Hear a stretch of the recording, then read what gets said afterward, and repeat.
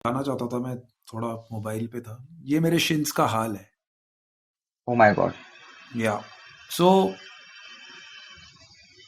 ये इनिशियली था, यानी कि ये मेरे पूरे काले हो गए थे। But what I am trying to say is कि अब मैंने उसको, या तो मैं अपनी शिन का ध्यान रखता या फिर किडबैक का ध्यान रखता। तो मैंने बोला शिन को होने दो खराब, किडबैक को सेट करता हूँ। तो that is what I was telling you.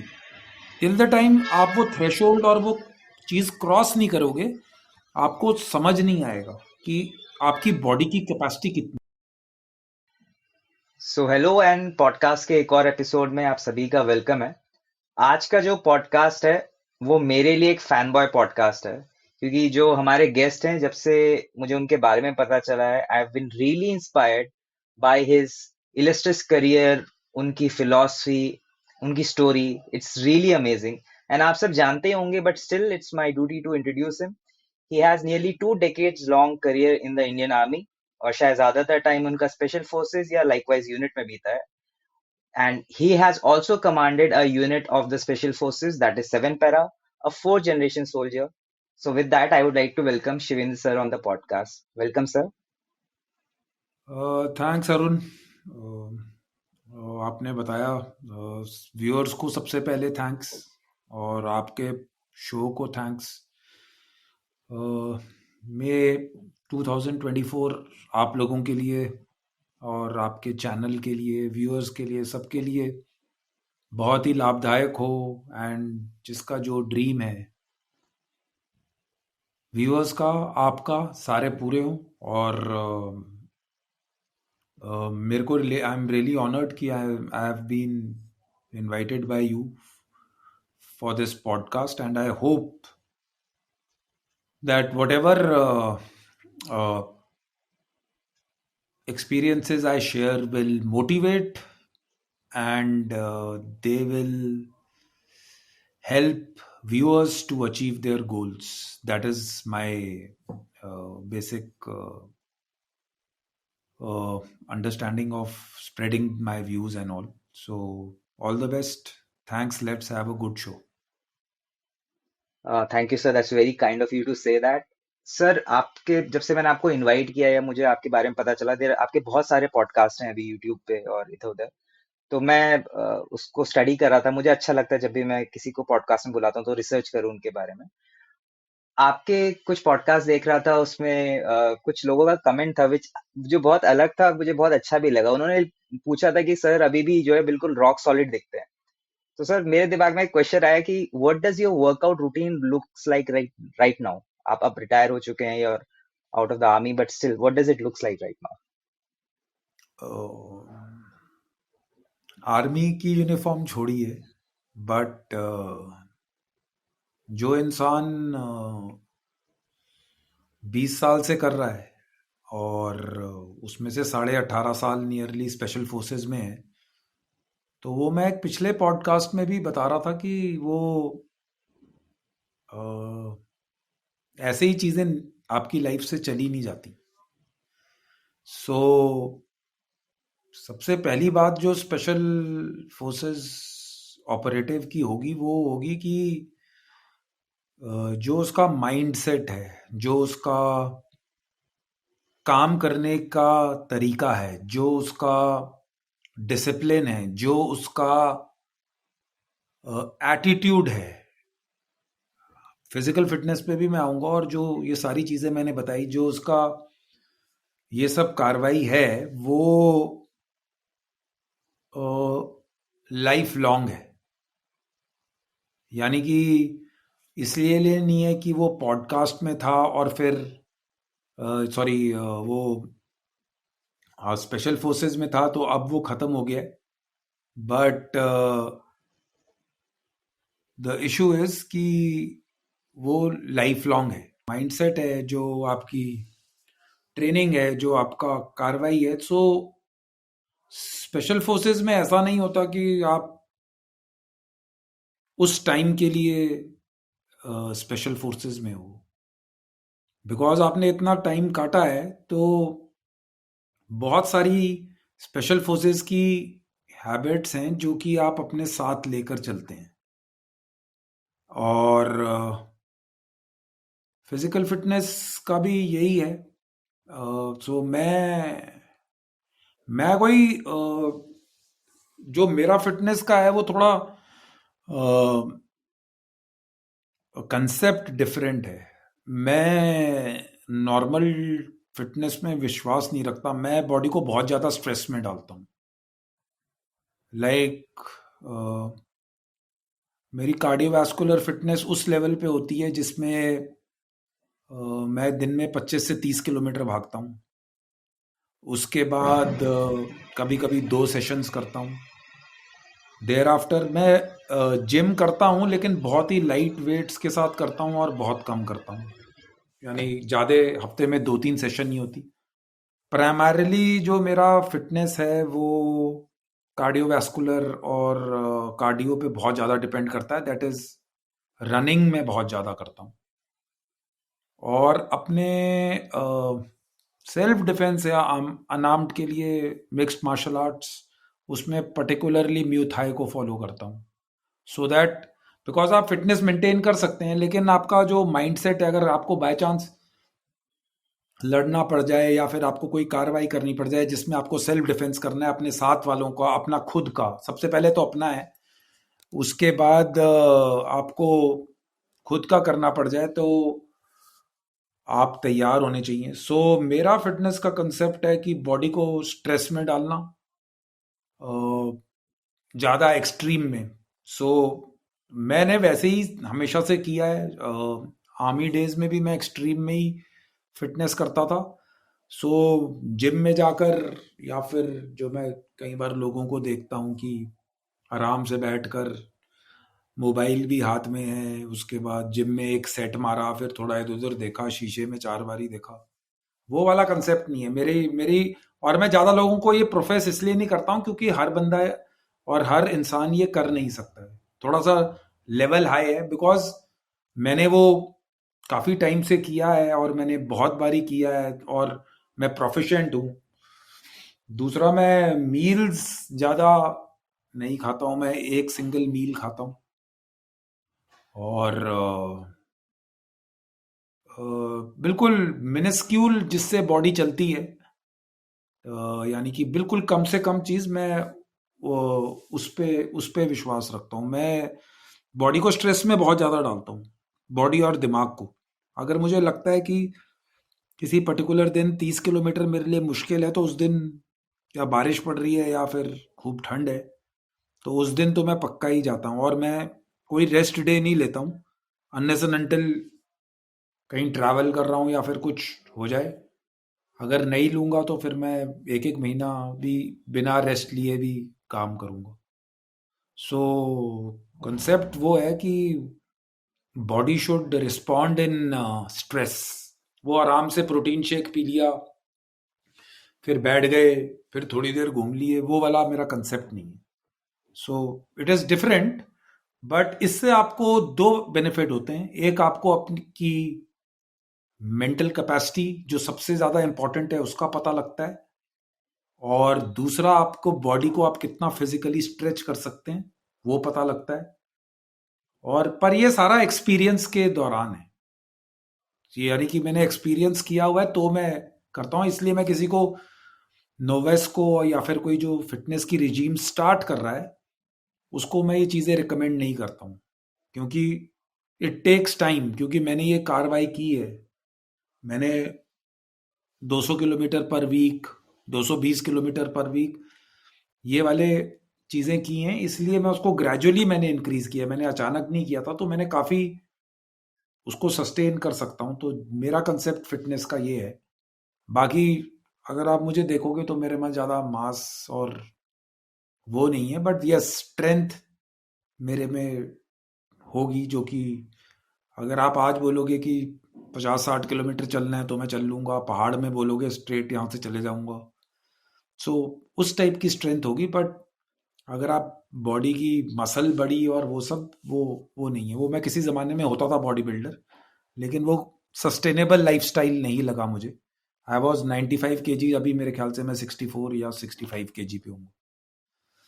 So that is what my concept of fitness is. मैं फिटनेस को वैसे ही देखता हूँ. Very interesting and different sir. Actually मैं इस पिछले 6-7 महीने से तो नहीं कर रहा हूँ, पर उससे पहले 3-3.5 साल मैंने मिक्स मार्शल आर्ट्स प्रैक्टिस करे। और ग्रेट. मुए थाई आई नो कि आपके फिर जो आप तो स्पेशली आपका बैकग्राउंड भी है और आपके elbows and your shins must have be very lethal in that manner, क्योंकि hmm. That is what I think Muay Thai में वो प्राइमरली यूज भी करते या. हैं। I think this kind of routine it's very different, क्योंकि आप mix martial arts या एक्सट्रीम रनिंग जैसा आप करते हैं, I think after a point of time आपको पता चलता है कि what is too much for you. Like मेरे लिए कुछ टू मच होगा, किसी के लिए एक लेवल होगा, बट अंटिल आई थिंक आप उस लेवल को टच ना करो तो यू नेवर नो कि आपका व्हाट इज योर थ्रेशोल्ड, आपकी लिमिटेशंस क्या है। तो ये मेरा खुद का भी पर्सनल एक्सपीरियंस रहा है सर ये आपने विद दीज वर्कआउट्स। यानी कि ये आपने तो एमएमए प्रैक्टिस किया है, सो आई कैन अंडरस्टैंड कि आप क्या बोल रहे हो. एंड जो बॉडी की कैपेसिटीज है ना, वो जब तक हम उसको करेंगे नहीं, उसको हम देखेंगे नहीं, जब तक हम उसको एक्सप्लॉयट नहीं करेंगे, तो वो नहीं. और बहुत सारी इस दुनिया में यानी कि वो हैं, क्या कहते हैं, मिसनॉमर्स हैं और मिथ्स हैं, जो कि वो तभी टूट सकती है. ये देखिए, मैं आपको दिखाना चाहता था, मैं थोड़ा मोबाइल पे था. ये मेरे शिन्स का हाल है. Oh my God. या. सो ये इनिशियली था, यानी कि ये मेरे पूरे काले हो गए थे. But what I am trying to say is कि अब मैंने उसको, या तो मैं अपनी शिन का ध्यान रखता या फिर किडबैक का ध्यान रखता. तो मैंने बोला शिन को होने दो खराब, किडबैक को सेट करता हूं. तो that is what I was telling you. Till the time आप वो थ्रेशोल्ड और वो चीज क्रॉस नहीं करोगे, आपको समझ नहीं आएगा कि आपकी बॉडी की कैपेसिटी कितनी है. एंड इट इज अ बहुत ही बहुत ही अच्छी चीज है अगर आपको अपनी बॉडी की कैपेसिटी और मेंटल और फिजिकल कैपेसिटी पता लग जाए. आदमी बहुत कुछ मूव कर सकता है, बहुत सारी चीजों में उसकी लाइफ में प्रॉब्लम्स उसकी बहुत बहुत अच्छी तरह से हल हो सकती है. यस. आप तो सर जैसे you come from a background जिस पे हम आने वाले हैं, जहाँ पे you have been into physical activities. I on the हाँ अदर जी. Hand I have always been the nerd, जो मतलब किताबों में ज्यादा घुसा रहता है और उस टाइप का। And hmm. Some time back like 5-6 years back I met an accident, तो मेरा फीमर बोन टूट गया सर। ओह. और सो मेरे मेरे अभी भी लेफ्ट थाई में रॉड है। Why I am sharing this is कि जब आई वाज व्हाट 27, 26-27 ऐसा हूँ। और उसके बाद देन एक सडनली एक मूवमेंट आता है व्हेन यू रियलाइज कि अच्छा यार the life is very important and all that stuff. Then I started practising mix martial arts with a rod in my leg at 27-28, being the nerd that I am. तो it was not suggestable, जैसे आपने बोला कि या तो मैं अपनी body का पूरी तरीके से ध्यान देता या अपने मेंटल और फिजिकल उसको पुश करता। And when I started doing that, obviously मेरी पूरी मूवमेंट्स वैसी नहीं है जैसे आइडली होनी चाहिए, but it's still the mental, वो एक जो एक खुद के बारे में एक डिस्कवरी होती है जब आप उस प्रोसेस से गो थ्रू होते हो। When you choose to go into the ring, you get punched या फिर you exhaust yourself in a normal activity, वो कुछ है सर जो शायद फील हो सकता है। मतलब it's very different when you put yourself through जैसे दैट। आप ये बता रहे हो ना, मेरा मेरा व्हेन जब मैं यूनिट कमांड कर रहा था, तो मेरा जैसलमेर में एक्सीडेंट, वो पैरा जंप में क्रैश होकर मेरी एंकल टूट गई थी 3 जगह से. It was a hard landing. हम C-130 से जंप कर रहे थे, रात का टाइम था. एंड एक्सरसाइज जंप में तो कोई नीचे पता नहीं लगता क्या हो रहा है. तो मेरा उस दिन मेरे चोट लगा था. तो जो आप ये रॉड वाली बात कर रहे हो, तो मेरे पाँव में भी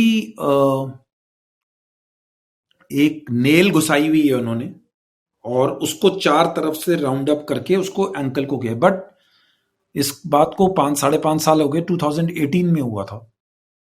एंड जो लोग बोलते हैं कि आदमी उससे 6 महीने लगेगा, 3 महीने, 6 महीने, 1 साल लगेगा रिकवर करने में, जो आर्मी वाले बोलते हैं, जो नॉर्म्स हैं, बिकॉज आर्मी काफ़ी रेस्ट देती है.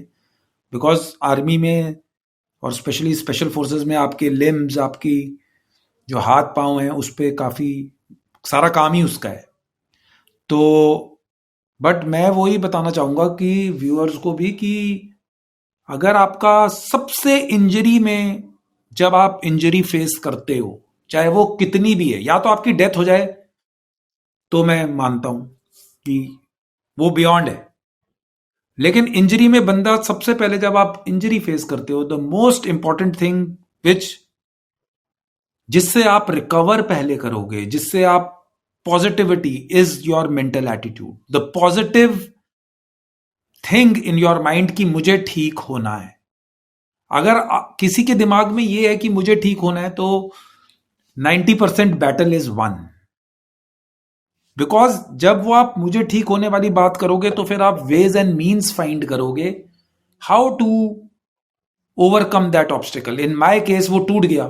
मैंने उसी दिन अपने ऑर्थोपेडिशियन को मिलिट्री हॉस्पिटल में पूछा, वो मेरे को जानते थे।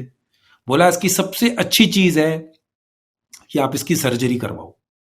मैं अगले दिन रात को पहुंचा, रात को मेरे को 9 साढ़े 9 बजे लगी, अगले दिन 8 बजे 24 घंटे लग गए वापस आते हैं, क्योंकि एक्सरसाइज चल रही थी। खत्म होते होते जैसलमेर से बीकानेर, बीकानेर से टेक ऑफ करते करते, तो मैंने उसके अगले दिन आते ही रात को सर्जरी कराई अपनी। उन्होंने टेम्परेरी टाइप प्लास्टर लगाया, उसको फिर रिमूव किया। 2 हफ्ते का मेन प्लास्टर लगा। जहां 4 लगता है, मैंने उनको बोला आप मिनिमम लगाना, क्योंकि मेरे को ऑफ ट्रैक आना है। क्योंकि मेरे दिमाग में था कि मैं एक स्पेशल फोर्सेस यूनिट का सीए हूं, मैं कैटेगरी ही नहीं हो सकता। Because if you are not physically fit in the army, they will put you on category, and जब आप कैटेगरी हो तो आप लड़ाई में नहीं जा सकते। तो मेरे को सबसे पहले जो चीज करनी थी वो थी नंबर 1, यानी अपनी फिटनेस वापस लाना। तो फर्स्ट ये सब हुआ नवंबर एंड में, दिसंबर तक हुआ। मैं दोपहर को सोता नहीं था, फिर मैं जाता था। मैंने एक सिविल में फिजियोथेरेपिस्ट पकड़ा, उससे ठीक करवाया। जो घर वाले नुस्खे होते हैं, जैसे हल्दी का दूध, तब मैं नॉनवेज खाता था, आजकल नहीं खाता हूं। तो चिकन, अच्छी डाइट, स्मोक और ड्रिंक मैं नहीं करता था। बिकॉज ये सारी चीजें बहुत इंपॉर्टेंट। फिजियोथेरेपी लगातार, इन बिटवीन मेरे फादर की भी डेथ हो गई। बट जो मैं चीज आपको बताना चाहता हूं वो ये है कि with positive mind and proper rehabilitation आप किसी भी इंजरी को ओवरकम कर सकते हो। ये कहने की बात है कि मेरी टांग टूट गई, अब मैं दोबारा भागने में 6 महीने, मैं 3 महीने के अंदर मैंने भागना शुरू कर दिया था। 3 मंथ्स, आर्मी 6 मंथ्स देती है। मैंने 3 महीने में भागना शुरू, इतना मुझे अच्छा लगा भाग कर कि वो दोबारा दर्द शुरू होगी। बिकॉज पूरी रिकवरी नहीं हुई थी, और पांव पूरा स्ट्रेट, एंकल का जो मूवमेंट है वो पूरा स्ट्रेट नहीं होता था। वो आज तक भी स्ट्रेट नहीं हुआ, बट आई रन।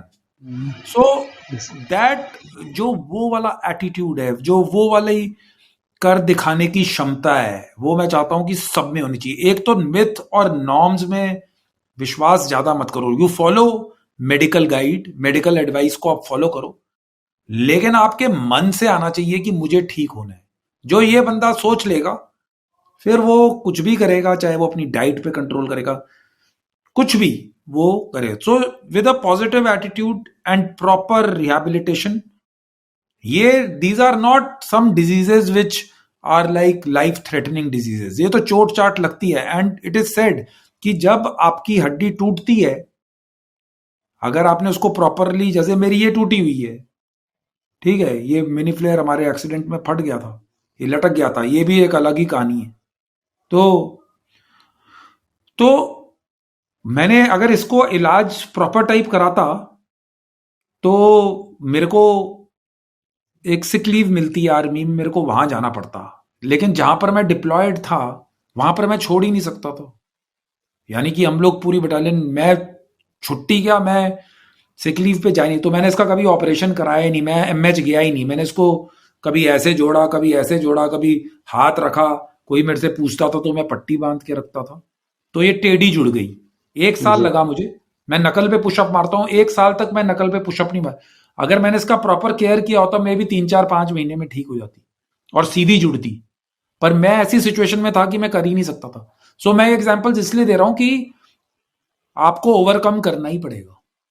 सबके लाइफ में प्रॉब्लम्स है, सबके लाइफ में चोट है, सबके लाइफ में इंजरीज है, सबके लाइफ में कुछ ना कुछ ऐसा है, but just thinking about it कि मैं अब क्या करूं, यू हैव टू, और आपको अपनी लड़ाई खुद ही लड़नी है। आप ही जानते हो कि आप कैसे वापस आना चाहिए। जो वापस आना चाहता है उसके लिए कोई स्काई इज द लिमिट, उसके लिए कोई प्रॉब्लम नहीं है, वो आ जाएगा वापस। और जिसने नहीं करना है वो छोटी सी इंजरी को भी ऐसे प्लास्टर में हाथ रखकर उसको बड़ा बना लेगा। So that is the point I want to bring out. Neat sir, I mean हम इसी बात पे I think we can continue for hours, but मैं हम्म। सर हम लोग आपके काफी हम मतलब आगे की लाइफ की आपकी learnings when you have like fully realise your own potential और आप उसे एग्जीक्यूट कर रहे हैं, मैं थोड़ा टाइम में पीछे जाना चाहता हूँ। मैं उस टाइम पे जाना चाहता हूँ जब मे when you are a younger boy और आप एक बच्चे थे, छोटे बच्चे थे, और उस टाइम पे you were in a army family. मेरा क्वेश्चन ये है सर कि अपने इन एंड अराउंड देखने का, like your father was also in the infantry, मैं आपके पॉडकास्ट सुन रहा था, तो how how impactful is it to have someone like you know a role model, या जिनकी तरह आप बनना चाहते हो, जो आपको मोटिवेट करता है चीजें करने के फर्स्ट ऑफ ऑल, मेरे फादर आर्मी में थे, मेरे ग्रैंडफादर आर्मी में थे, but my when it came to me joining the army and role model, I used to hear a lot of stories of my father because he was a gallantry award winner, यानी कि उन्होंने gallantry award जीता था 65 की लड़ाई में। ही was with Pakistan, he was सेना medal in 71, he was recommended for Mahavir चक्र, बट अवार्ड थोड़ा लेट गया तो उनको मेंशन इन डिस्पैचेस मिला। सो उन्होंने 2 लड़ाइयां देखी थी, ठीक है। एंड सो मैं उनकी कहानियां सुनता था, बट मेरे वो रोल मॉडल नहीं थे। I was impressed by his deeds, but मैं इन्फेंट्री में जाना ही नहीं चाहता था। जब लिए। मैंने डिसाइड किया कि मुझे जाना है तो मुझे सिर्फ स्पेशल फोर्सेस ही नजर आती थी। और ऐसा हुआ कि जो मेरी छोटी सिस्टर हैं, जो मेरे से 9 इयर्स एल्डर हैं, एंड उनकी एंगेजमेंट हुई थी 99 जून में। तो जो मेरे ब्रदर इन लॉ हैं वो अभी सर्विंग मेजर जनरल हैं, वो स्पेशल फोर्सेस के थे। तो वो उनको मैं ज्यादा अपने माइंडसेट, अपने उनको मैं अपना रोल मॉडल ज्यादा मानता था। सो उनको मैं मानता था और उनको मैं फॉलो करने की कोशिश करता था, बिकॉज फिजिकली फिट, नकल्स उनके काले थे। उनको देखते देखते मैंने ही नकल पे पुशअप पुशअप शुरू कर दिए। उन्होंने मुझे कारगिल से आने के बाद से पहले ही मरून बेरे दे दी कि ये मोटिवेटेड है। मैं उस मरून बेरे को पिल्लों के नीचे रखकर सो रहा हूँ, मैं उसी के साथ घूम रहा हूँ। सो वो एक लेवल था जब मैंने आर्मी डिसाइड कर दी, तो मेरे लिए आर्मी ज्वाइन करना तो या infantry was a normal thing. मेरे को एम था कि मैं स्पेशल फोर्सेस ज्वाइन करूंगा। और मुझे अच्छा लगता था जब वो लोग आते थे ऑपरेशंस करके, उनकी दाढ़ी बाड़ी बड़ी हुई है। मुझे वो यूनिफॉर्म पसंद आती थी, मुझे मरून बेरे पसंद आती थी, उनके अवार्ड्स, पैरा विंग अच्छा लगता था। वो मुझे नॉर्मल इन्फेंट्री में नहीं मिलता था। तो मुझे, और स्पेशली जब वो फोटोग्राफ्स भेजते थे जिसमें उन्होंने दाढ़ी वाड़ी रखी हुई है, बड़े बड़े पिट्ठुओं के साथ पहाड़ में घूम रहे हैं, रक्सैक्स पहने हुए हैं, मुझे हमेशा से वो वाले सोल्जर्स ज्यादा अच्छे लगते थे। तो मैं सेरेमोनियल तो मैं नहीं कहूंगा कि मैं ज्यादा सेरेमोनियल था, बट यस मुझे ऑपरेशंस करने थे। और मैं पूछता था कि अगर ऑपरेशंस करने हैं आपको और मिलिटेंट्स मारने हैं या फिर टेररिस्ट के साथ इनकाउंटर करने हैं, तो सबसे अच्छी जगह कहाँ है? तो वो बोलते थे कि भाई अगर तुमने ऑपरेशन करने हैं और लड़ाई करने के लिए फौज में जाना चाहते हो तो पैराशूट रेजिमेंट स्पेशल फोर्सेज ही है, उससे ऊपर कोई नहीं है आर्मी में, even in the armed forces, पूरी आर्मी, एयरफोर्स, नेवी। तो मेरा एयरफोर्स नेवी का तो कभी इतना वो था नहीं। I was not motivated towards joining. हाँ, लेकिन आर्मी में मुझे ऑपरेशंस करने थे और लड़ाई सबसे ज्यादा आर्मी लड़ती है, जेएंडके में आर्मी डिप्लॉयड है।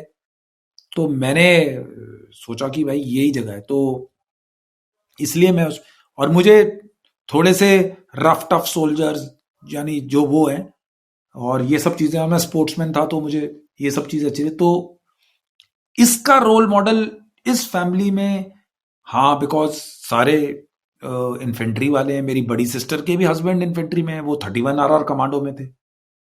तो वो एक इकलौती RR है जिस जो पैराशूट रेजिमेंट की है। वो भी वैली में ऑपरेशन करके आ रहे, वो भी दाढ़ी वाड़ी रखी हुई। उनसे पूछता था नाम क्या है, बोला हमारा मेरा नाम अब्दुल्ला है। तो मेरे को ऐसी चीजें बहुत, यानी उनका कोड वर्ड होता होगा कोई। तो तब मैं जब ये चीजें देखता था 94 95 में, मैं 13 14 साल का ही, तो 14, हाँ 15 16 साल का हूँ। तो मैं सोचता था यार ये तगड़ी नौकरी है, इसमें तो यानी कि आपको पैसे मिल रहे हैं, पहाड़ चढ़ने को मिल रहा है, और मिलिटेंट मार रहे हो, घूम रहे हो, ऑपरेशंस कर रहे हो। तो मैंने तो ऐसी लाइफ ही नहीं कभी सोची थी कि कोई तुम्हें ये सब काम करने के भी पैसे मिलते हैं। तो मेरा मोटिवेशन उस लाइफ का था। तो हाँ, फर्क बहुत पड़ा मेरा उस आर्मी बैकग्राउंड से आते वक्त। लेकिन मेरी एसएसबी क्लियर नहीं हुई थी, मेरा रिटर्न क्लियर होता था, 2 बारी मेरी एसएसबी फेल हो गई। सो उसमें अगर लोग सोचते हैं, बिकॉज यहाँ पर कई लोग मेरे को कॉल करके, यंगस्टर्स जो ज्वाइन करना चाहते हैं, वो पूछते हैं कि सर आप आर्मी बैकग्राउंड के हो, तो आपको तो बहुत, आपके फादर, उनको थोड़े ज़्यादा नंबर मिलते होंगे एसएसबी में। तो मैं उनको बताता हूँ भाई ये मिसनॉमर है, ऐसा कुछ नहीं, नहीं तो मैं पहली बारी में ही सेलेक्ट होकर घुस जाता फौज में। तो यस, फर्क पड़ा, बहुत फर्क पड़ा being in army background, because मेरे को फर्स्ट हैंड इंफॉर्मेशन मिल रही है। जो मैंने अपनी एसएसबी क्लियर की थी, मैंने अपने छोटे वाले ब्रदर इन लॉ को पूछ कर सारा स्पेशल, क्योंकि मैंने पहले वाले में रीडिंग हैबिट्स लिखी अपनी एसएसबी में, सेकंड टाइम में मैंने रीडिंग अबाउट स्पेशल फोर्सेस लिखी। जब मेरी 30 मिनट की इंटरव्यू हुई इंटरव्यूइंग ऑफिसर के साथ, तो उसमें से 12 14 15 मिनट तो मैंने स्पेशल फोर्सेस के बारे में ही बोलते रहे, और वो सारी नॉलेज मेरे को मेरे ब्रदर इन लॉ से मिली। सो इन इन अगर आप देखो इन हाइंडसाइट, तो मेरे लिए तो अच्छा ही हुआ। सो that is what it is. But yes, फर्क पड़ा। रोल मॉडल मेरे छोटे वाले ब्रदर इन लॉ थे, आज भी हैं, बिकॉज वो मेजर जनरल है। लेकिन अगर आप उसको अभी मिलोगे, वो अभी भी भाग रहा है 8 10 किलोमीटर, यानी 50।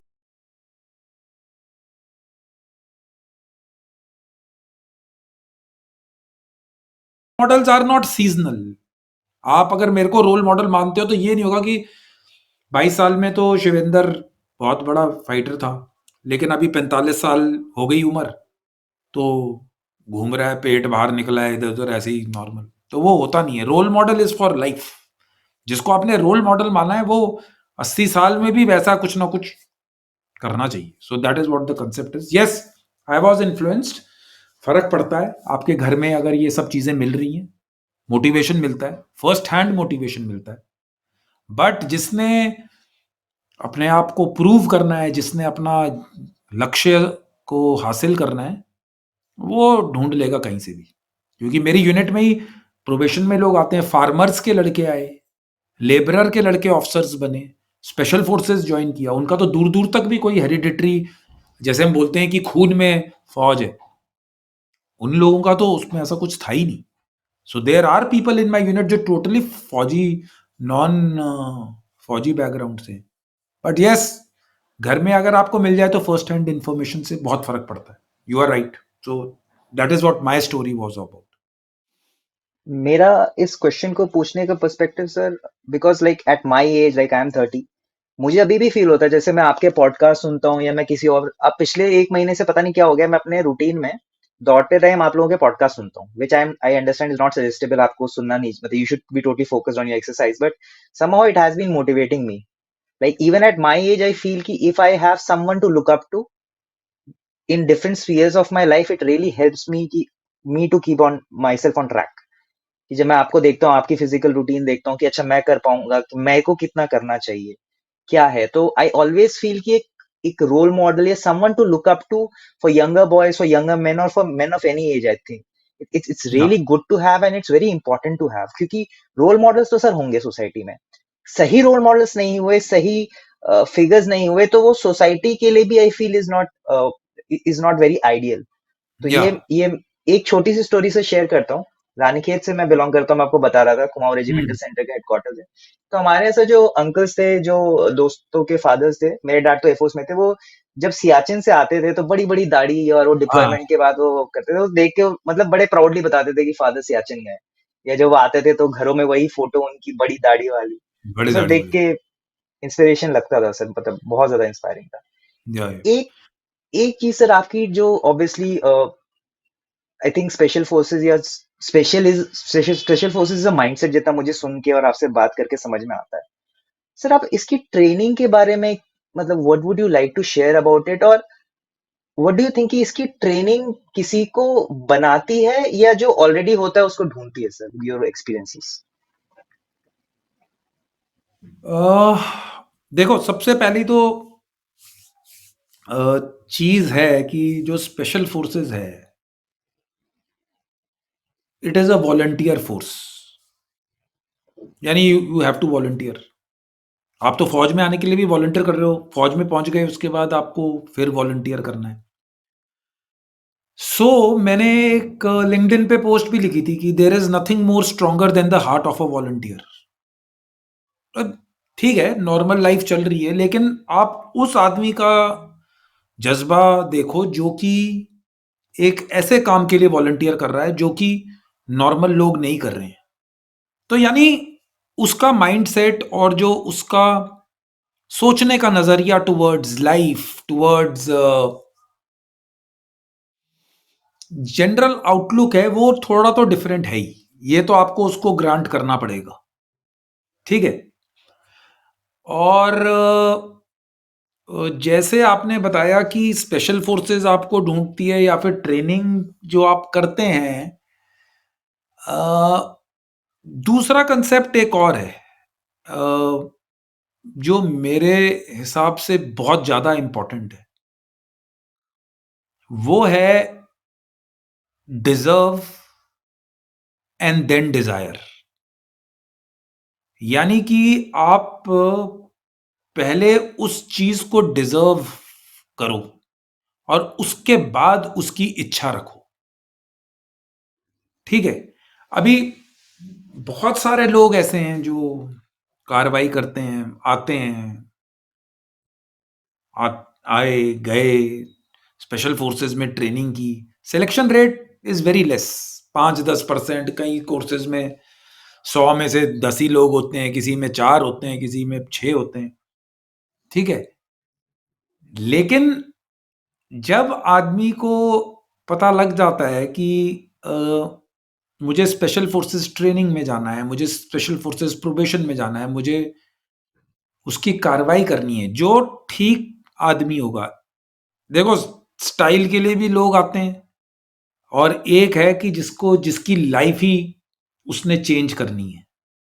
ही wants to change his entire life, he wants to live his life with certain principles, with certain mindset, with certain attributes. जो वो बंदा होगा वो पूरी तैयारी व्यारी करके आएगा। ठीक है।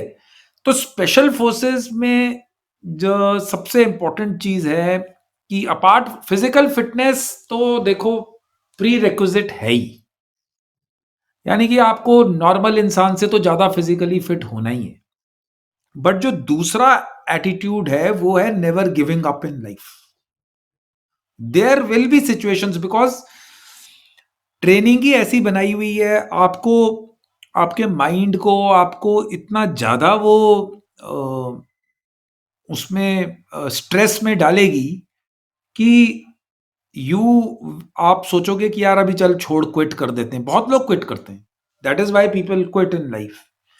बट द पॉइंट इज कि special forces training will make you, even if you don't clear it, even if you don't clear special forces training, it will change you as a human being. आपका वो पूरा नजरिया ही बदल देगी, आपकी पूरा mindset change कर देगा। मेरा पहला प्रोबेशन क्लियर नहीं हुआ था, लेकिन इतनी चीजें सीखने को मिली, इतनी ज्यादा चीजें।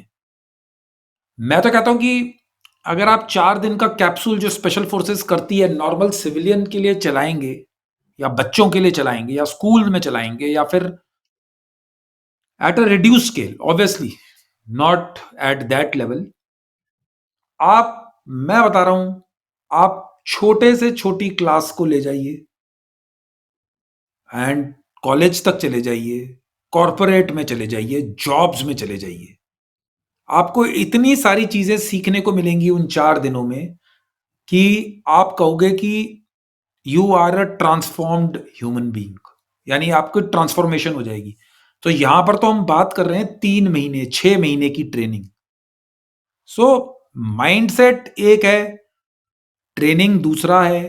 Obviously it takes lot of effort, बहुत ज्यादा जान लगती है, लेकिन जब आप एक बारी वो चीज कर लेते हो ना, तो फिर आप, यानी कि यू आर लाइक, हमारे बहुत सारी यूनिट्स में, हमारी यूनिट में लिखा होता था,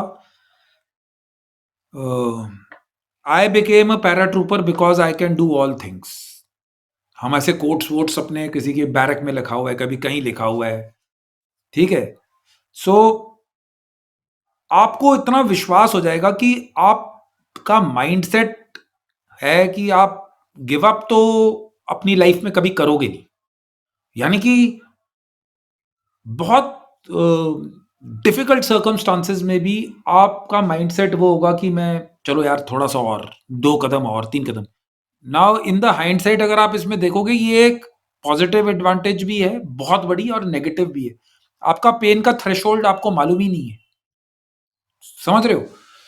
तो कई बार ऐसे होता है कि मैं, मेरे हैमस्ट्रिंग खिंचा हुआ है, या फिर मेरी टांग में दर्द है, या मेरे लेग में कुछ प्रॉब्लम है, तो मेरा वो माइंडसेट वैसा बन चुका है कि मैं कहूंगा यार ये तो थोड़ा है, इसको चलो या तो पेन किलर खा लो, लेकिन वर्कआउट मिस नहीं होनी चाहिए। So I push beyond the barriers of mental वो। सो जो आपने क्वेश्चन पूछा था कि स्पेशल फोर्सेस में क्या सीखते हो, तो दिस, ये सारी चीजें जो हैं ये बहुत इंपॉर्टेंट है। ये जो पागलपन वाला माइंडसेट बनाती है, because at the end of the day आप जितनी भी ट्रेनिंग कर लो, आप लड़ाई की तैयारी कर रहे हो। नॉर्मल फौज यहां पर लड़ रही है, आप 50 60 70 किलोमीटर अंदर जाकर, जहां पर कोई है ही नहीं, आपके बचने के चांसेस ही जीरो हैं, तो आप उधर जाके लड़ने की तैयारियां कर रहे हो। जब आप वो तैयारी कर रहे हो तो आपका ट्रेनिंग ज्यादा है, आपका माइंडसेट ज्यादा है, आपका सब कुछ ज्यादा है, आपका हथियार इक्विपमेंट ज्यादा है। नॉर्मल फौज 10 केजी उठाकर चलती है, आप 30 केजी उठाकर चलते हो। नॉर्मल फौज 20 किलोमीटर पैदल चलती है, आप 40 किलोमीटर भागते हो। I am just giving you example. So जब आप ये सब चीजें कर रहे हो, और किस लिए कर रहे हो, at the end of the day कि मैं अपने दुश्मन को मारूंगा, ठीक है। आपने ये फोर्स क्यों वॉलंटियर की है, स्पेशल फोर्स क्यों वॉलंटियर की है, क्योंकि आप चाहते हो कि आप ऑपरेशंस में घिरे रहो। हर ऑपरेटिव का, जो टीयर 1 ऑपरेटर्स हैं, जो स्पेशल फोर्सेस ऑपरेटिव हैं, जो इस चीज के लिए वॉलंटियर कर रहे हैं, उसकी सिर्फ लाइफ का एक मकसद होता है कि मैं कॉन्टैक्ट देखूं और मीनिंगफुल ऑपरेशंस करूं। सो फायर फाइट में हूँ, मिलिटेंट हूँ, या भी आज टेररिज्म में, लड़ाई वड़ाई तो तैयारी लड़ाई की करते हैं सारे। मैं ये नहीं कह रहा हूँ कि लड़ाई होनी चाहिए, but then you are preparing for war. So ये पूरा माइंडसेट जो है ना, ये आपको प्रोबेशन और ट्रेनिंग में इतना कूट कूट के भरता है, इतना हर रोज आपको वो करता है, हर रोज आप फेल होते हो। और ये नहीं कह रहा हूं कि इसमें फेल नहीं होगे आप फेल होगे, बहुत ज्यादा फेल होगे।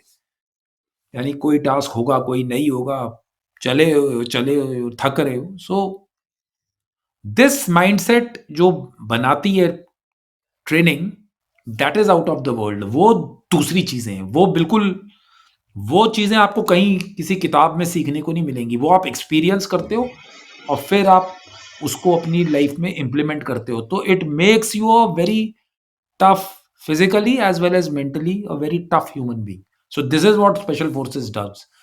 Special forces select you, but then you go through a lot of turmoil in your and a lot of learning in your training phase. So that is what it makes you very very difficult, different.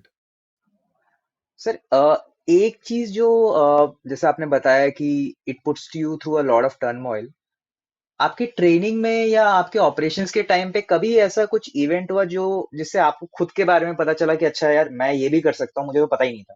Because I think ये सारी चीजें जो है एक difficult situation में ही निकल के आती हैं कि अच्छा मैं ये कर सकता हूँ, when you are at the brink of it, और आपको पता चलता है कि अच्छा ये था हमेशा से, but I was not aware of it. ऐसा कभी कोई एक्सपीरियंस रहा सर आपका? 1000 एक्सपीरियंसेस हैं ऐसे, दे आर 1000। ये पॉडकास्ट अगर 8 घंटे भी चलेगा तो भी एक्सपीरियंसेस और लर्निंग्स खत्म नहीं होगी इसकी। एवरी, बिकॉज एक तो मैंने फेलियर बहुत देखा है, मैं तो बहुत हारा हूं। पहली प्रोबेशन की नहीं हुआ, दूसरी प्रोबेशन की हुआ, तीसरी प्रोबेशन, दूसरी प्रोबेशन में थोड़ी देर यूनिट में रहा, फिर कुछ डिफरेंसेस हुए वापस आया, फिर 29-30 में तीसरी प्रोबेशन के लिए गया। तो मैंने तो बहुत फेलियर्स देखे हैं, एंड थाउजेंड्स ऑफ थिंग्स कि आपकी बॉडी कितनी ले सकती है। पूरी पूरी रात चले हैं, उसके बाद मिलिटेंट के साथ 1 मीटर से उसने कम से कम 30 राउंड फायर किए हैं, उसमें बच गए। It is not because of the training, उसमें थोड़ा लक भी शामिल है।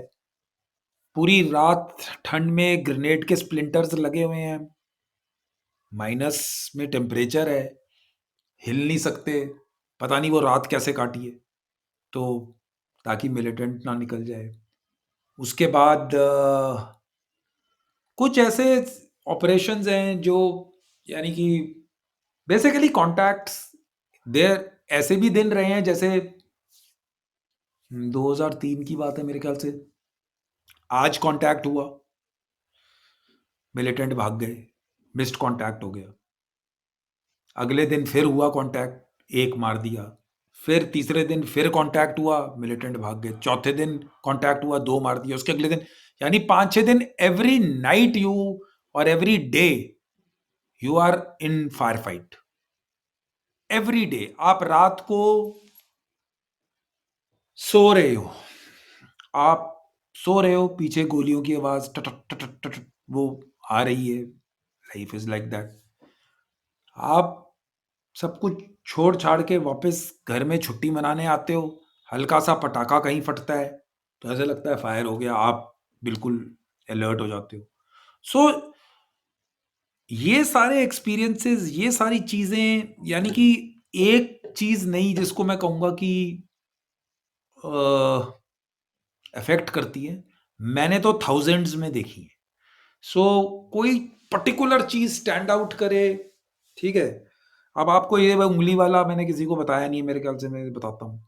हम लोग ट्रेनिंग एक्सरसाइज पे थे, तो एक मिनी फ्लेयर होता है जिससे हम सक्सेस सिग्नल भेजते हैं, वो लाइट, जैसे लेमैन टर्मिनोलॉजी में रॉकेट ऊपर जाता है दिवाली में और फटता है और पूरा लाइट करता है, उसमें मिनी फ्लेयर होता है, एल्यूमिनेशन। तो हम लोग एक्सरसाइज में थे और हमने फायर किया, तो इट मिस फायर्ड, एंड उसका कार्ट्रिज जब आप लोड करते हो और जब वो निकलता है तो वो निकला नहीं, उसमें पता नहीं देयर वाज सम प्रॉब्लम, या वो मेरे हाथ में ही फट गया। सो जो मेरी ये आप हड्डी देखते हो, और हम लोग उस टाइम पे 14,000 फीट पे डिप्लॉयड थे, एंड और डिप्लॉयड भी ऐसी जगह जहां पर हम तो लड़ाई की तैयारी से ही बैठे हुए थे जब ये कार्रवाई हो रही थी। तो ये पूरी उंगली, सिर्फ इसकी इतना सा बचा, और ये 4 फिंगर जो है ये पूरी लटक गई नीचे। अभी इसको ठीक कैसे करें? तो वहां पर ही जो अपना नर्सिंग असिस्टेंट वगैरह साथ में होता है उसको बोला, उसने बोला सर ये तो ज़्यादा नहीं है आप, मैंने बोला तो इस पे स्टिचेस लगा, एक तो खून नहीं रुक रहा है। तो उसने बड़ी मुश्किल से खून रोका, उसने इस पे, मैंने कहा, बोला कि सर इसको पीछे ले जाना पड़ेगा आपको, क्या कहते हैं, जहाँ पर हमारा बड़ा मिलिट्री हॉस्पिटल या फिर एडवांस ड्रेसिंग एडीएस था, हमारा फील्ड हॉस्पिटल था। अब मैं सीईओ हूँ, मैं वापस जाऊंगा, वो पहले ही देखकर इसका हड्डी टूटी है, इसको डालेगा मेरे को, इसके प्लास्टर व्लास्टर चलाएगा, पहले ठीक करेगा और सीधा मुझे 4 हफ्ते की या 6 हफ्ते की सिक लीव देकर वापस भेज देगा। नाउ अभी ऑप्शन क्या है? आप जाओगे उधर तो ये कार्रवाई तो आपके साथ पक्का होनी ही होनी है, आप अपने ट्रूप्स को छोड़ नहीं सकते। बटालियन के साथ आप 500 लोगों के साथ बैठे हो एक जगह पे, लड़ाई का हालात है। तो मैंने बोला मैं कहीं जा नहीं रहा हूं, तो इसको जैसे भी करके ठीक कर। अब जब आप इसको ऐसी तरीकों से ठीक करोगे ठंड वाले इलाके में, जब जहां पर रात को माइनस में टेम्परेचर डाल रहा है, जब आप गर्म इलाके में होते हो इंजरी जल्दी हील होती है, रादर देन ठंड के इलाके में जहां पर मुश्किल होता है। इसी के साथ मैं एक्सरसाइजेज भी कर रहा हूँ, इसी के साथ मैं भाग भी रहा हूँ, इसके साथ ही मैं अपना हथियार लेकर भी घूम रहा हूँ, इसके तो द पॉइंट इज, अगर कोई नॉर्मल इंडिविजुअल होगा या फिर ये लगती छोटी है तो वो वापस जाएगा, तो बट हमारी ड्यूटी और रिस्पॉन्सिबिलिटी, यानी कि जिम्मेवारी है आपकी, आप कमांडिंग ऑफिसर हो, अगर आप ही भाग लिए लड़ाई से, तो फिर बटालियन क्या करेगी? बिकॉज जो 600 लोग काम करेंगे वो इस पे डिपेंड करता है कि सीओ कैसा काम कर रहा है। वो बोलेगा जो सीओ ही चला गया इसमें उंगली का फ्रैक्चर लेकर, तो आप बताओ कि फिर लड़ाई को लड़ेगा कौन? अभी आप जैसे सिविल में काम करते हो, आपके जो सीईओ हैं वो ही अगर चले जाएं तो फिर लीडरशिप कहाँ है? मेरे को लगा ये, मैं दर्द करती थी, बहुत दर्द करती थी, पेन किलर खाता था, वो मेरे को वोवरॉन के इंजेक्शंस भी देता था, मैं ऐसे लेकर घूमता रहता था, तुम उंगली टेढ़ी लेकर। और ये पूरा 1 साल लगा मुझे इसको ठीक करने में, और फिर भी गलती जुड़ी है। बट द पॉइंट इज कि दे आर सर्टन, यानी आप कुछ काम ऐसे कर रहे हो, आपके पास एक रिस्पॉन्सिबिलिटी दी है सरकार ने, आपको कुछ चीजें दी हैं, जो आपके पास पर्क्स एंड प्रिविलेजेस हैं, आपके पास रैंक है, बट देन आपको उससे ऊपर जाना पड़ेगा, यानी कि आपको सब कुछ छोड़ना पड़ेगा, यानी आपको त्याग करना पड़ेगा। आपको ये छोटी मोटी इंजरीज को अगर आप देखना शुरू करोगे तो आप फौज में और स्पेशल फोर्सेस में काम नहीं कर सकते हो। आप किसी भी बंदे से पूछ लेना कि भाई तेरी टांगे ठीक है, कोई भी ऐसा आदमी नहीं हो, बिकॉज तुमने अपनी बॉडी को एक्सप्लॉइट किया है, आपने अपनी बॉडी को और माइंड को पुश किया है। जो नॉर्मल आदमी करता है वो आप कर ही नहीं रहे हो, तो ऑब्वियसली बॉडी पे टोल आएगा। So what I am trying to say is कि आपको ऐसे हजारों इंस्टेंसेस हैं जिसमें beyond the call of duty मैं गया हूँ, और भी लोग जाते होंगे, मैं अकेला नहीं, बहुत सारे लोग जाते होंगे जो ऑपरेटिव्स हैं, सबके लाइफ में कुछ ना कुछ फिजिकली प्रॉब्लम होती है, but this is how life goes. आप एक पर्टिकुलर रुतबे पे हो, आप एक पर्टिकुलर कार्रवाई कर रहे हो, ऐसा हो नहीं सकता when people are looking up to you. And as a leader आपको तो सबसे तगड़ा होना है, यानी कि you have to be the best to motivate man and in the art of war, यानी कि जब आप लड़ाई और एडवर्सिटी से फेस टू रैंक और सर्विस में, तो देखो फौज में आपको रैंक दिया है, मैं बोलूंगा कि भाई तुम ये 500 लोग ये करेंगे, कमांडिंग ऑफिसर वो करेंगे, वो तो कोई उसमें मजा तो तब है ना कि कमांडिंग ऑफिसर भी खुद वो करके फिर लोगों को बोल रहे। So that is what I am talking about, that is what the leadership is about, that is about the mindset is all about. So ऐसे इंस्टेंसेस हैं, दिस थिंग्स हैपन, और ये रूटीन में होती हैं, ये कोई स्पेसिफिक इंसिडेंट नहीं है जो मैंने आपको सुना दिया। एक मुझे याद आ गया क्योंकि मेरे को उंगली दिखाई दे रही थी, तो मैंने कहा चलो बता देता हूँ। आप मेरी टांग का पूछोगे, ये बता दूंगा आप तो। This is a routine affair, यानी every day the day starts at, for normal people at 6 o'clock, for me it starts at 4:30 when I was commanding. लोगों का 8-9 बजे खत्म होता है, मेरा रात को लेट खत्म हो रहा है। So leader, as a leader of troops, leader of combat ready troops, you have to go beyond the call of duty। आपको कोई एक्स्ट्रा तनख्वाह नहीं मिलेगी, आफ्टर कोई एक्स्ट्रा अलाउंस नहीं मिलेगा, आफ्टर ऑब्वियसली जो स्पेशल फोर्सेस अलाउंस है वो ठीक है, बट देन आपको ये सब चीजें उसके बियॉन्ड है, and you have to you have to give all these things, this is all the sacrifices are, there will be limited family life, zero family life, sometimes no family life।